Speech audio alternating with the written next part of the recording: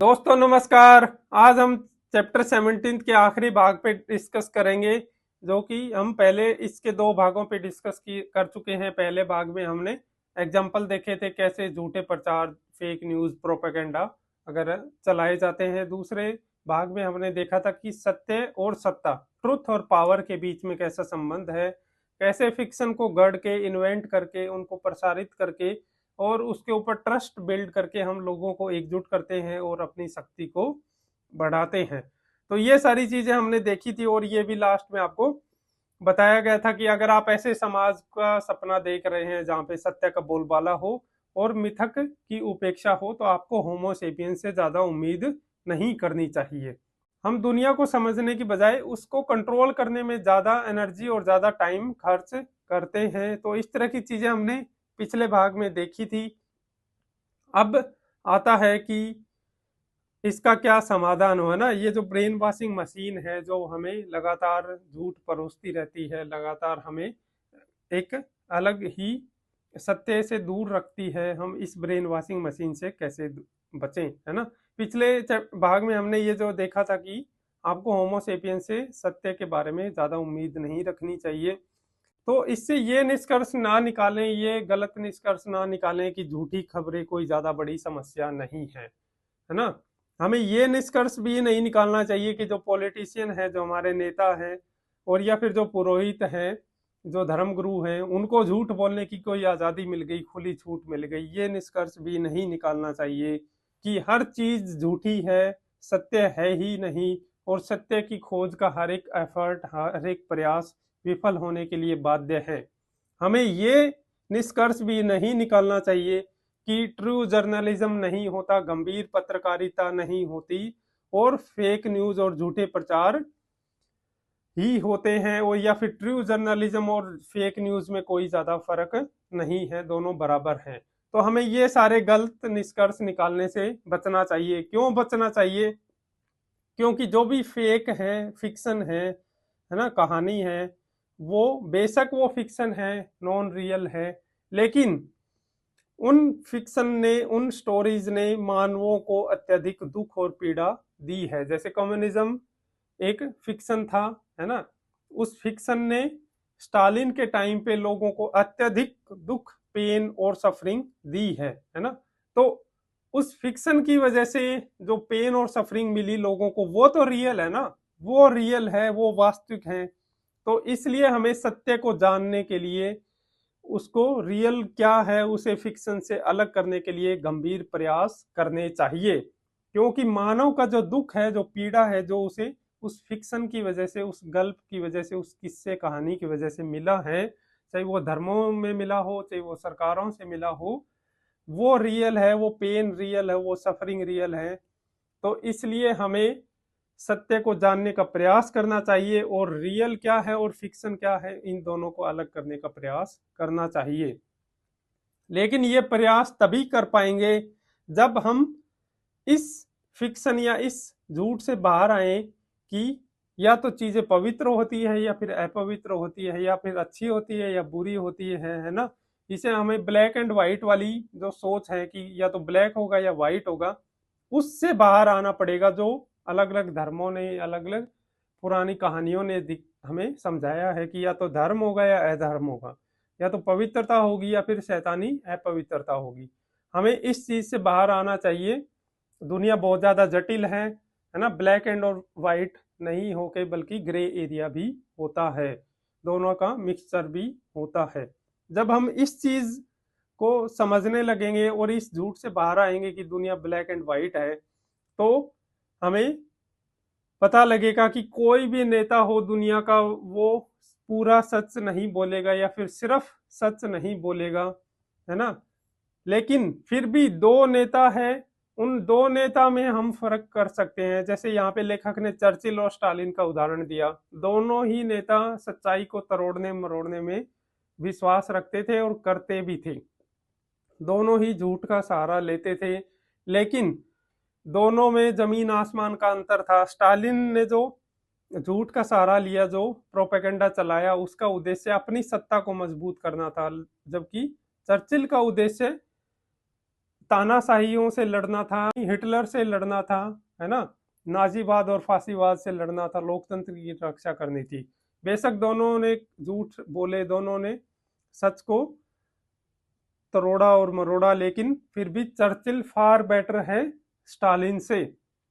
इसी तरह गांधी जी ने भी कई सारे फिक्शन गढ़े, कई सारी कहानियां बनाई, लेकिन जिन्ना के कंपैरिजन में वो काफी ज्यादा बेहतर थे, है ना। तो इसी तरह से आज के जो नेता है, वो नेता भी कहीं ना कहीं पूरा सच नहीं बोलते या फिर सिर्फ सच नहीं बोलते, लेकिन फिर भी आप उन नेताओं में अंतर कर सकते हो कि कौन सा नेता हम चुने, है ना, कौन सा नेता, किसकी इंटेंशन ज्यादा सही है, किसकी इंटेंशन सही नहीं है, कौन वो सच बोल रहा है और कौन जो सच को छिपा रहा है वो किस इंटेंशन से छिपा रहा है। तो ये चीज आप आज के नेताओं के ऊपर भी लागू कर सकते हो।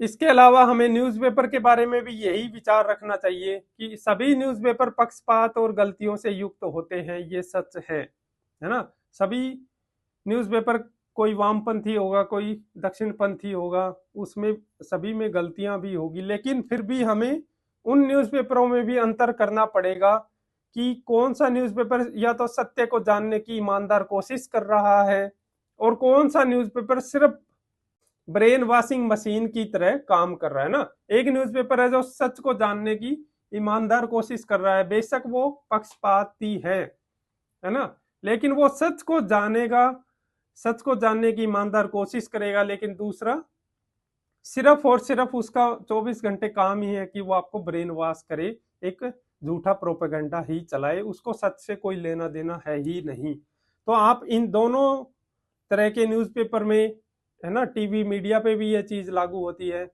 जो इन्फ्लुएंसर हैं यूट्यूब के ऊपर, उसके ऊपर भी लागू होती है।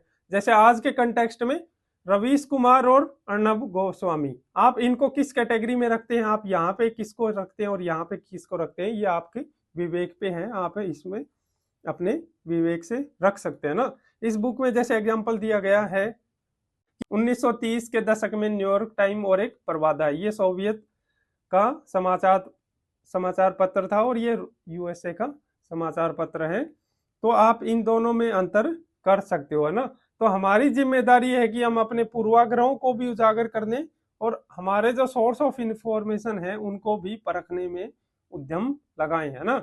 हम इतना तो कर ही सकते हैं ना कि हम जहां से सोर्स, जो हमारे सोर्स ऑफ इंफॉर्मेशन है, जहां से हम सूचनाएं लेते हैं, उनकी तो हम पड़ताल करें ना। हम हर चीज की पड़ताल नहीं कर सकते कि क्या चीज हो रही है वो सही है, क्या हो रही है वो गलत है, लेकिन हमें कौन सूचना दे रहा है, सूचना देने वाला कौन है, वो सही है या नहीं है, वो ईमानदार कोशिश कर रहा है कि नहीं कर रहा, या वो ब्रेन वॉशिंग मशीन की तरह काम कर रहा है, इसकी पड़ताल तो हमें करनी चाहिए। फिर वो चाहे टीवी चैनल हो, चाहे वो न्यूज़पेपर हो, चाहे कोई सोशल मीडिया इन्फ्लुएंसर हो, यूट्यूबर हो, या फिर कोई वेबसाइट हो, हमें अपने सूचना के स्रोतों की पड़ताल करनी चाहिए कि वो सच को जानने की ईमानदार कोशिश कर रहा है या फिर वो सिर्फ एक ब्रेन वॉशिंग मशीन है। तो यहाँ पे अब बुक में 2 गाइडिंग प्रिंसिपल दिए गए हैं जिनका हमें पालन अगर हम करें तो हम फेक ब्रेन वॉशिंग मशीन से बाहर आ सकते हैं और एक फेक प्रोपेगेंडा से बच सकते हैं। इसका पहला प्रिंसिपल है कि हम ठीक से भुगतान करें, पे फॉर द इंफॉर्मेशन, कि हम जो इंफॉर्मेशन ले रहे हैं उसका हम भुगतान करें।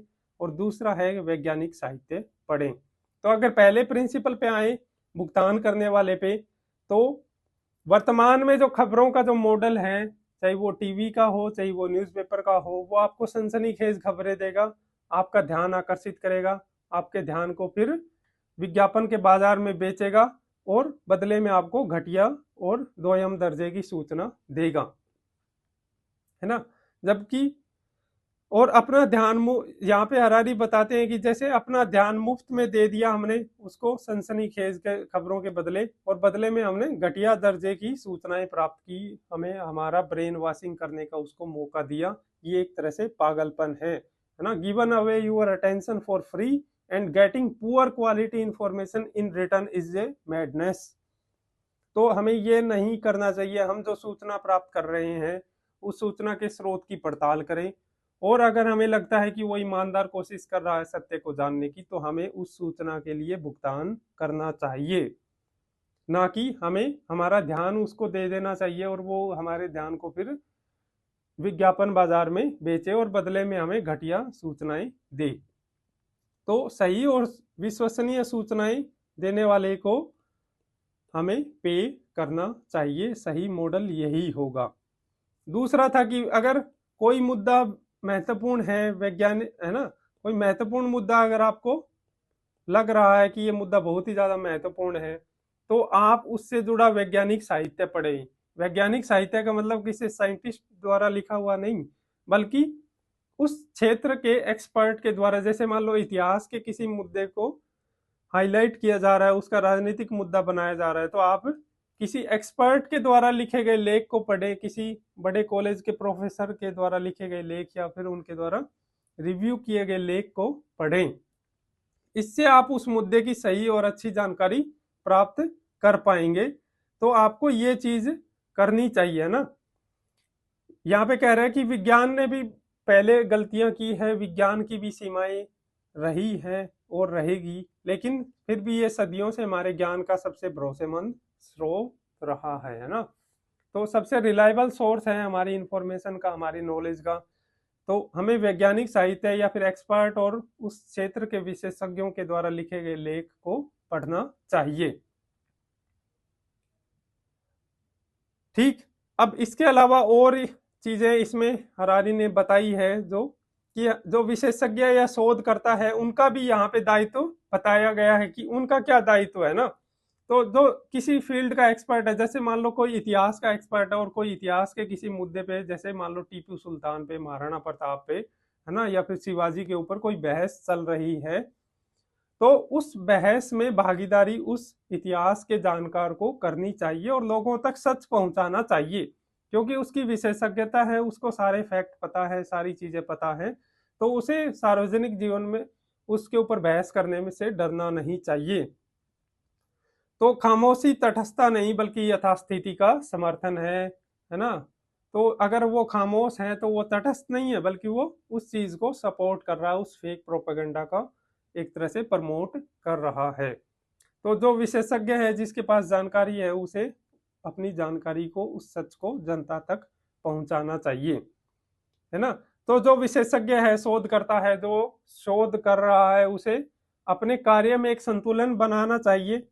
उसे शोध करने चाहिए, रिसर्च करनी चाहिए, उस रिसर्च को वैज्ञानिक पत्रिका में प्रकाशित भी करना चाहिए, लेकिन उसे अपने सामाजिक दायित्व को भी निभाना चाहिए, अपनी साइंटिफिक रिस्पॉन्सिबिलिटी को भी, सोशल रिस्पॉन्सिबिलिटी को भी, उसका भी पालन करे। वो लोकप्रिय साधनों के माध्यम से आम जनता तक सत्य पहुंचाए, वो आर्ट के माध्यम से, सोशल मीडिया के माध्यम से, कला के माध्यम से लोगों तक सच पहुंचाए कि क्या सच है, क्या झूठ है।